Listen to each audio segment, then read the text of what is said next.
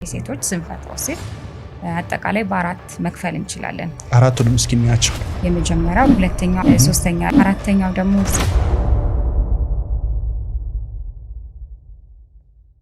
ምንም አይነት ቅድመ ዝግጁነት ቀጥታ ወደ ወሲባዊ ግንኙነት መግባት።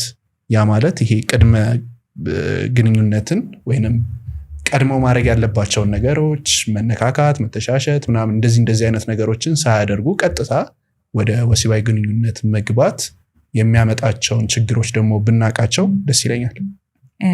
እንደነዚህ አይነት ነገሮች ብዙ ጊዜ ለወንዱ ብዙም ችግር አያመጣም። ለሴቷ ላይ ግን የእርካታ መዘግየት እንዳይኖራት ሊያደርግ ይችላል። ግንኙነቱ ህመም እንዲኖረው ሊያደርግ ይችላል። ያ የሚሆንበት ምክንያት ያው ቅድመ ዝግጅት የሚባለው ላይ የሴት ልጅ ሰውነት የሚሰጠው ምላሽ አለ። ከዛ ምላሽ አንደኛው በብልት አካባቢ የሚኖሩ ፈሳሾች ናቸው። እነሱ ፈሳሾች እዛ አካባቢ በደንብ እርጥበት እንዲኖር ግንኙነቱ ስሙዝ እንዲሆን ይረዳሉ። ስለዚህ ቅድመ ግንኙነት ነገሩ በደንብ ካልተደረገ እዛ አካባቢ ድራይነስ ስለሚፈጠር ግንኙነቱ ፔንፉል እንዲሆን ያደርገዋል። ስለዚህ ይሄ ነገር ከተደጋገመ ሴቷ ይሄንን ግንኙነት አቮይድ እያደረገች ትሄዳለች። የግንኙነት ፍላጎቷ እየጠፋ ይሄዳል ማለት ነው። እንግዲህ በሴቶች ዙሪያ የሴቶች ራሱን የቻለ ፊሜል ሴክሹዋል ዲስፈንክሽን የምንለው ነገር አለ፣ ወይም የሴቶች ስንፈተ ወሲብ አጠቃላይ በአራት መክፈል እንችላለን እንዲህ አይነት ችግሮችን። የመጀመሪያው ሎ ዲዛይር የምንለው ወይም ፍላጎት መቀነስ ወይም ፍላጎት አለመኖር ችግር ነው። ሁለተኛው አራውዛል ዲስኦርደር የምንለው አለ፣ የተነሳሽነት ወይም የዝግጁነት ችግር። ሶስተኛ ላይ ኦርጋዝሚክ ዲስኦርደር የምንለው አለ፣ ያ ማለት ከመርካት ጋር የተያዙ ችግሮች።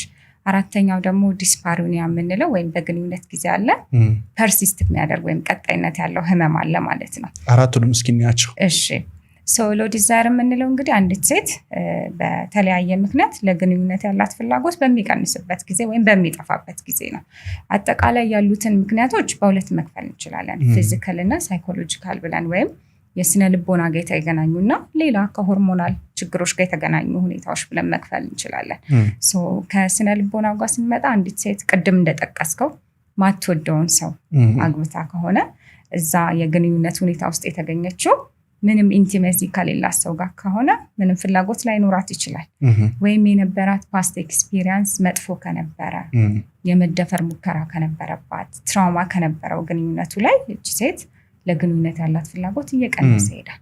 ሌላው ቦዲ ኢሜጅ የምንለው ነገር አለ። ሴቶች ላይም ቢሆን ወንዶች ላይ የብልት መጠን ቢሆን እንጂ ሴቶች ላይም ያላቸውን ሰውነት አክሰፕት ያለማድረግ ችግር ሊያጋጥም ይችላልና በዛ ምክንያት ማንም ሳይፈልገኝም እኔ ለግንኙነት አትራክት አላደርግም በሚል ፍራቻ ለግንኙነት ያላት ፍላጎት ሊጠፋ ይችላል። ሌላኛው ፊዚካል የምንለው ከሆርሞኖች ጋር የተገናኘ ችግሮች ሲኖሩ ወይም ስር የሚሰዱ ህመሞች ካሏት፣ እንደነዚህ አይነት ችግር ካሉ፣ ማህፀን አካባቢ ያሉ ችግሮች ካሉ ለግንኙነት ያላት ፍላጎት ሊጠፋ ይችላል።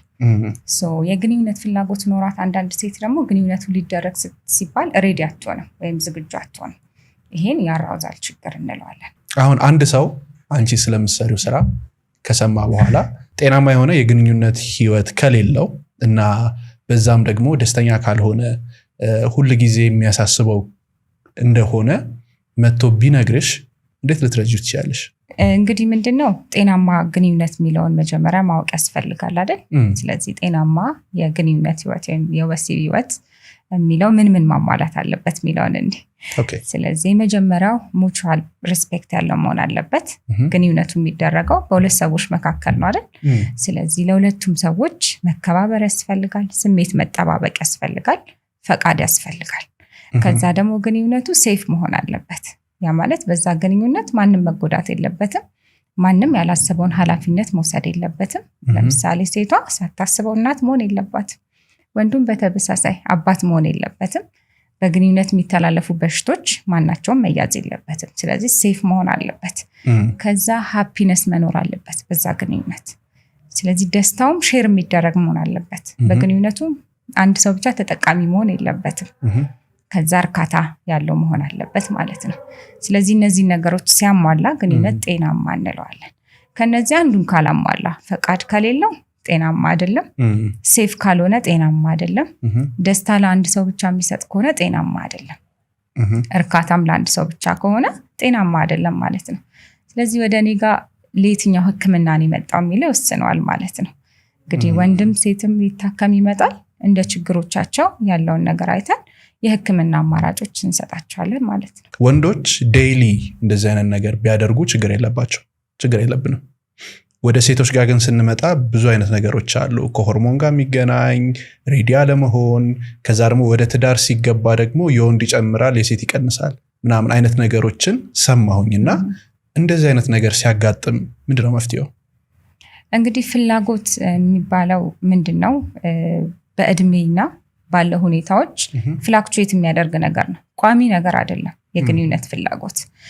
አንድ ሰው የመጀመሪያ ጊዜ ላይ ጤናማ የሚባል የግንኙነት ፍላጎት ሊኖር ይችላል። ከዛ ደግሞ ሊጣፋ ይችላል፣ ሊመለስ ይችላል። ስለዚህ እድሜም ይወስናል። ለምሳሌ ፒበርቲ የምንለው ላይ ወይም ጉርምስና ላይ ወንድም ሴትም ከፍተኛ የወሲብ ፍላጎት ሊኖራቸው ይችላል። በተለይ ወንዶች እስከ 20 አጋማሽ ላይ የወሲብ ፍላጎታቸው ከፍ እንዳለ ጥናቶች ያሳያሉ። ሴቶች ላይ ደግሞ 30 ቤት አካባቢ የወሲብ ፍላጎታቸው ከፍ ሊል ይችላል። አንዳንድ የሆርሞን መለዋወጥ ሲኖር ሴት ልጅ ለምሳሌ ማረጥ ካለ፣ በመሃል መውለድ ካለ የወሲብ ፍላጎቶቿን ሊቀንሱ የሚችሉ ነገሮች ናቸው። ወንዶች ላይም የተወሰኑ ነገሮች ፍላጎት ሊቀንሱ ይችላሉ።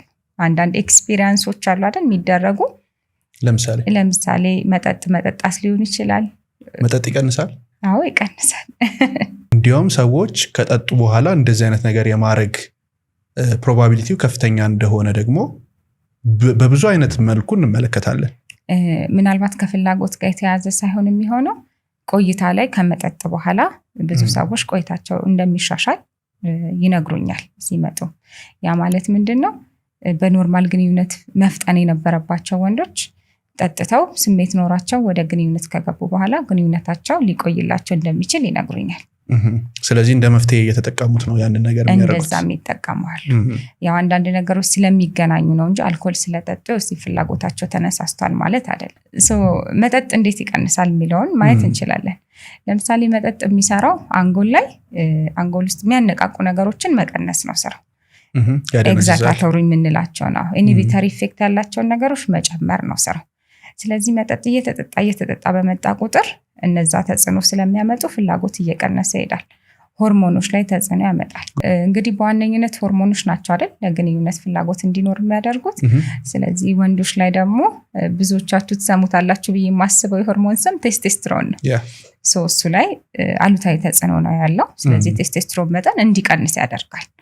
እሱ ከቀነሰ ማድረግ መጠጣት። ኦኬ ቴስቴስትሮን ከቀነሰ ደግሞ ፍላጎት ይቀንሳል፣ ፐርፎርማንስ ይቀንሳል፣ የብልት ዝግጁነት ጥንካሬ አብሮ ይቀንሳል ማለት ነው። ሌሎች ሆርሞኖች አሉ? በዋነኝነት ቴስቴስትሮን ነው ሴትም ወንድም ላይ የግንኙነት ፍላጎት እንዲኖር የሚያደርገው። ሌላ ግን የሚረዱ ሆርሞኖች አሉ። ፕሮላክቲን፣ ኦክሲቶሲን፣ ሴሮቶኒን የሚባሉ ሆርሞን አይነቶች ግንኙነት ላይ ተጽዕኖ የሚያመጡ ናቸው። ሌላ ኮርቲሶል የምንለው ደግሞ የሆርሞን አይነት አለ። እሱ ደግሞ አሉታዊ ተጽዕኖ ከሚያመጣ ሆርሞን የሚመደበው ኮርቲሶል የሚባል የሆርሞን አይነት ነው ማለት ነው። አንድ የፍቅረኛሞች ወይንም የትዳር አጋር ባል ሚስቱን የእርካታ ደረጃዋን ከፍ ለማድረግ ወይንም እንድትረካ ምን ማድረግ አለበት? ወይንም የኦርጋዝም ሌቭል ላይ ለማድረስ ምን አይነት ስቴፖችን መከተል አለበት? ሚስቱን መጠየቅ ይኖርበታል ቀድሞ። ግንኙነት እንዴት ሲሆን ነው የምትፈልጊው? የነበራቸውን ኤክስፒሪየንስ ጥሩና መጥፎን ኮምፔር ማድረግ ያስፈልጋል። የቱ ግንኙነት ላይ የተሻለ ፊሊንግ ነበረሽ? የትኛው ግንኙነት ደስታን ሰጠሽ? የትኛው ግንኙነት ጥሩ አልነበረ የሚለውን በደንብ ማውራት ያስፈልጋል። እንግዲህ እርካታ ችግር የተወሰኑ ሴቶች ላይ የምናየው ችግር ነው። በተለይ ደግሞ የተገረዘች ሴት ከሆነች ያለመርካት እድሏ ከፍ ያለ ይሆናል። ስለዚህ የሴትን ልጅ አናቶሚ ማወቅ ከመነጋገር ቀጥሎ በጣም ወሳኝ ነገር ነው። ለምሳሌ አሁን ሲነጋገሩ በልጅነት ጀምሮ ያለውን ታሪክ ነው ወይንስ በዛ ጉዳይ ላይ ብቻ ነው? ስለ ሴክሹዋል ግንኙነት ብቻ ነው ማውራት ያለባቸው? ኦር ከልጅነት ጀምሮ ማለት ኢቭን በልጅነት ተደፍረው ከነበረ ትራማ ካለ እንደዚህ አይነት ነገሮች ጭምር ነው መወራት ያለበት? አጠቃላይ እኔ ሪከመንድ ማደርገው አጠቃላይ ያለ የግንኙነት ሂስትሪ ዲስከስ መደረግ አለበት። ፓስት ሂስትሪ ከነበራቸው አሁን ላይ ያሉ ጥንዶች ከዚህ በፊት የነበራቸው ልምምዶች ከነበሩ እነሱን ልምምዶች አሉታዊ በሆነው ሳይሆን ሊጠቅማቸው በሚችል መንገድ ዲስከስ መደረግ አለበት። ለአንደኛው ግን ኢንሴኪዩር የሚያደርግ ቢሆንስ? ፈርዘር ነው እንደውም ኢንሴኪዩር እየሆነ የሚሄደው ያ ሰው። አሁን ካልተነጋገሩ ግንኙነቱ ከተደረገ በኋላ ሴቷም የሚኖራት ምላሽ ወንዱም የሚኖረው ምላሽ ይኖራል። ምንም አለመነጋገር ነው የበለጠ አስደስቻታለሁ አላስደስትኳትም የሚል ትልቅ ጭንቀት ውስጥ የሚገባ ወንዶችም ቢሆኑ ማለት ነው። ከዛ ቀስ እያለ በተግባር ነው የሚገለጠው አይደለም። ከዛ በኋላ ግንኙነቱን አለመፈለግ ውስጥ ልገባ ትችላለች። እሱ ደግሞ ወንዱ ላይ ደግሞ የሚፈጥረው ሌላ ጫና ይኖራል። ግንኙነቱን ማቋረጥ ደረጃ የሚያደርስ ቢሆንስ? ያ ማለት ለምሳሌ ከዛ በፊት ያለው ሂስትሪ ከብዙ ሰዎች ጋር ወይም ከብዙ ወንድ ከሆነ ከብዙ ሴቶች ጋር፣ ሴት ከሆነች ከብዙ ወንዶች ጋር እንደዚህ አይነት ልምምድ ከነበረ ያንን ነገር ግልጽ ሆኖ ማውራቱ ግንኙነቱ እንዲቋረጥ አያደርግም። ስለዚህ ሲወራ ጥንቃቄ ማድረግ ያስፈልጋል። ለአሁን ላለው ግንኙነት ሊጠቅም የሚችሉ ነገሮችን ዲስከስ ማድረግ ያስፈልጋል። ለምሳሌ አንዲት ሴት የመደፈር ሙከራ አጋጥሟት ከነበረ ከፍተኛ ትራውማ ነው ያጋጥማት። ስለ ግንኙነት ያላት አስተሳሰብ ከዛ በኋላ አሉታዊ ነው እየሆነ የሚሄደው። ስለዚህ እኚህ ነገሮች ማውራት ነገሮችን እንዲቀል ያደርጋል። እንዳልከው ግን እንደዚህ አይነት ኤክስፒሪየንሶች ካሉ እነሱን ነገሮች ሆልድ ማድረግ ሊያስፈልግ ይችላል። ሊጠቅማቸው የሚችሉ ነገሮችን መነጋገር። ለምሳሌ አንዲት ሴት መሳም ትፈልግ ይሆናል። ወንዱ ደግሞ ከግንኙነቱ በፊት ያንን ላያደርግ ይችላል። መነካካት ትፈልግ ይሆናል። ቅድም እንዳለው የቅድመ ግንኙነት ዝግጅነት ላይ የምትመርጣቸውን ነገሮች በደንብ መነጋገር ያስፈልጋል ማለት ነው። የሴት ልጅ አፈጣጠር ማወቅ ደግሞ ለዚህ በደንብ ይረዳል። ሴት ልጅ ለግንኙነት ዝግጁ ስትሆን ምን ነገሮች ይፈጠራሉ? ለምሳሌ የጡቶቿ መወጣጠር ሊያጋጥም ይችላል። ብልት አካባቢ ከፍተኛ የደም ፍሰት ስለሚኖር ፈሳሽ ይኖራል። የብልት አካባቢ ማበጥ ይኖራል። ክሊቶሪስ የምንለው ወይም የሴት ልጅ ዋነኛው የስሜት ፓርቲ ያላት እሱ አካባቢ ማበጥ ይኖራል ማለት ነው።